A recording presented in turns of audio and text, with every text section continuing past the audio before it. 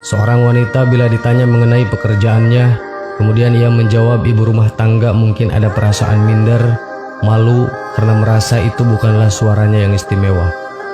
Bahkan tidak jarang ada yang beranggapan, percuma saja sarjana kalau akhirnya hanya menjadi ibu rumah tangga. Padahal jadi ibu rumah tangga adalah pekerjaan mulia, sumber kasih sayang keluarga.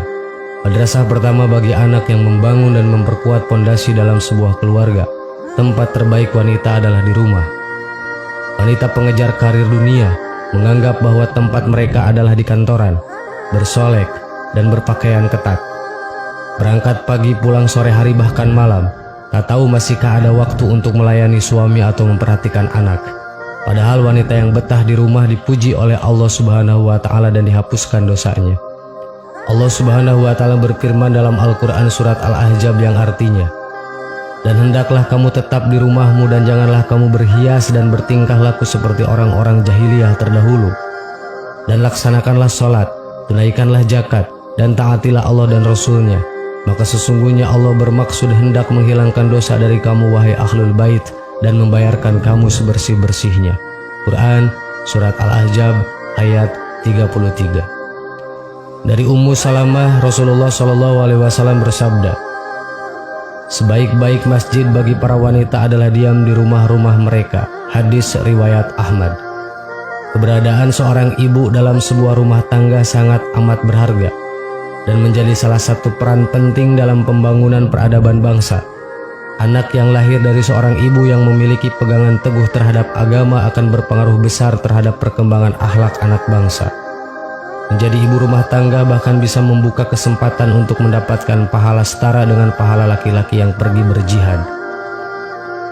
Asma bin Yazid, seorang wanita yang cerdas dan pemberani, menemui Rasulullah SAW kemudian berkata, "Wahai Rasulullah, laki-laki memiliki keutamaan dan mereka juga berjihad di jalan Allah. Apakah bagi kami kaum wanita bisa mendapatkan amalan orang yang berjihad di jalan Allah?"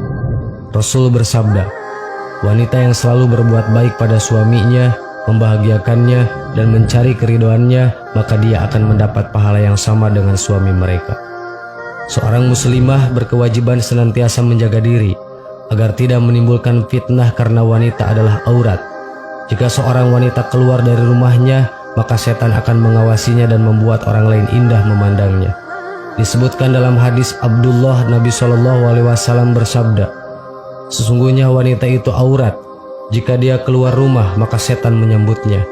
Keadaan wanita yang paling dekat dengan Allah adalah ketika dia berada di dalam rumahnya." Hadis riwayat Ibnu Khuzaimah dan Tirmizi. Wanita merupakan fitnah terbesar bagi laki-laki.